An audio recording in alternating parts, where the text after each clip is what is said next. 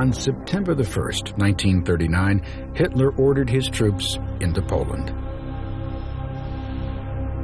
The German Air Force, the Luftwaffe, dropped a torrent of bombs on Poland's cities, while German tanks rolled across the countryside. It was the first use of the German military strategy called Blitzkrieg, or Lightning War, a new and devastating offensive that exploited new advances in tanks, artillery, and air power.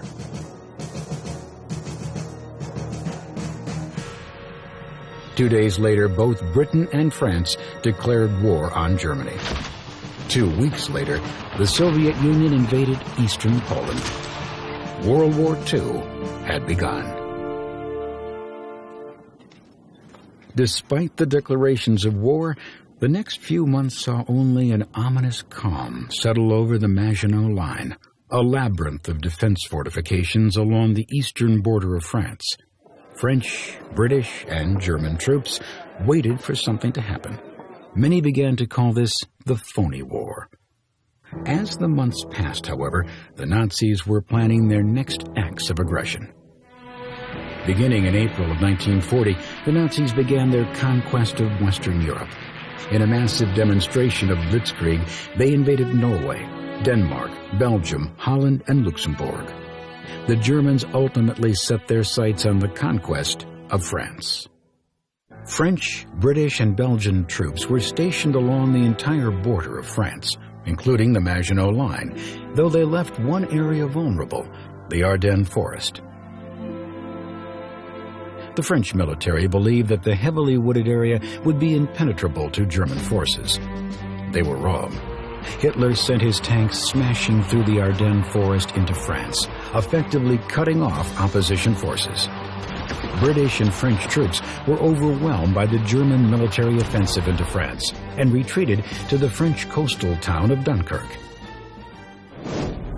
Pinned to the sea, hundreds of thousands of troops were trapped. Surrounded by the Nazis, the soldiers seemed doomed.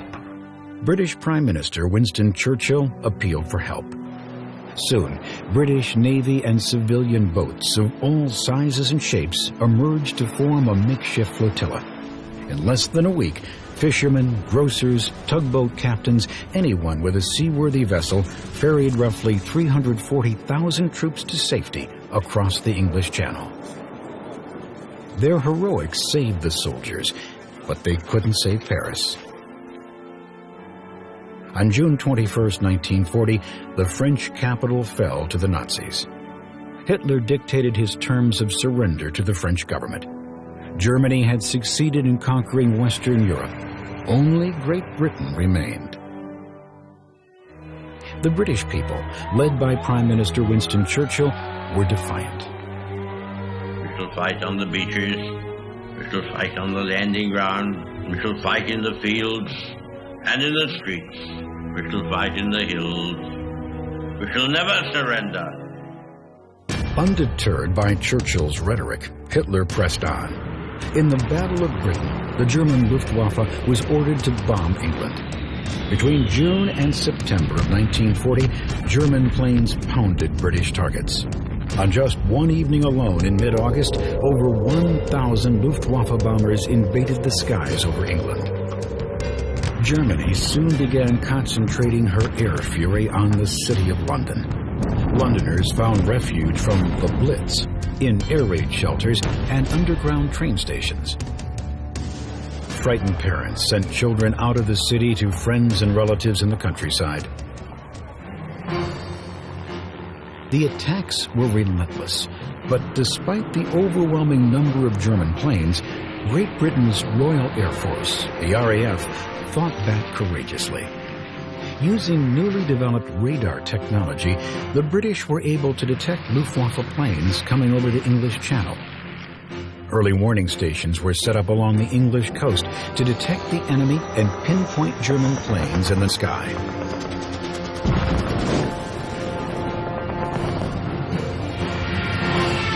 On September 15, 1940, the RAF shot down the most German planes in a single day of battle. Defeated, Hitler called off his invasion for the time being. Addressing the British people, Winston Churchill gave thanks. Never in the field of human conflict was so much owed by so many to so few. But bravery alone could not win the war. Britain was crippled, with no more resources to build the planes and ships needed to withstand Germany's next attacks. Winston Churchill turned to America and FDR for help. In 1940, Franklin Roosevelt was re-elected to a third term as president, the only American president ever to serve more than 2 terms. Roosevelt would not commit troops to the overseas battlefield, but he vowed to help the British in their life-or-death struggle against Hitler's regime. I ask this Congress for authority and for funds sufficient to manufacture additional munitions and war supplies of many kinds to be turned over to those nations which are now in actual war with aggressor nations. Our most useful and immediate role is to act as an arsenal for them as well as for ourselves. With FDR's urging, Congress passed the Lend-Lease Plan, which allowed him to lend or lease arms and other supplies to any country whose defense was vital to the United States. Not all Americans were united in their support of the president, however. Charles Lindbergh, the first man to fly solo across the Atlantic in 1927, was a staunch opponent of America's involvement in the war. We cannot allow the natural passions and prejudices of other peoples to lead our country to destruction. Despite opposition from Lindbergh and others, the Lend-Lease Act was funded with $7 billion. By the time World War II was over, the bill would total $50 billion. 2 years after making a non-aggression pact with Stalin, Adolf Hitler turned his hostilities towards the Soviet Union. In the summer of 1941, he boldly ordered 3 million German soldiers to invade Russia. Stalin was outraged by Hitler's betrayal, and Russia joined in the fight against Hitler, becoming an ally of the West, if only for the duration of the war. Hitler hadn't counted on the harshness of the Russian terrain and the bravery of the Russian soldiers. Military resistance and brutal winter weather took a toll on the Germans, and their invasion ground to a weary halt. America now sent Lend-Lease supplies to the Soviet Union as well as to Great Britain.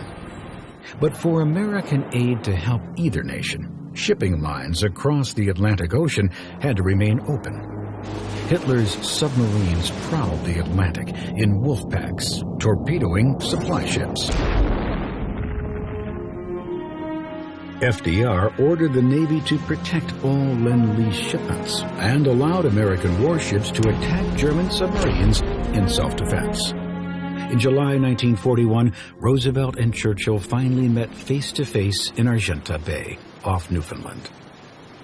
They agreed to issue a joint declaration on the goals of the war.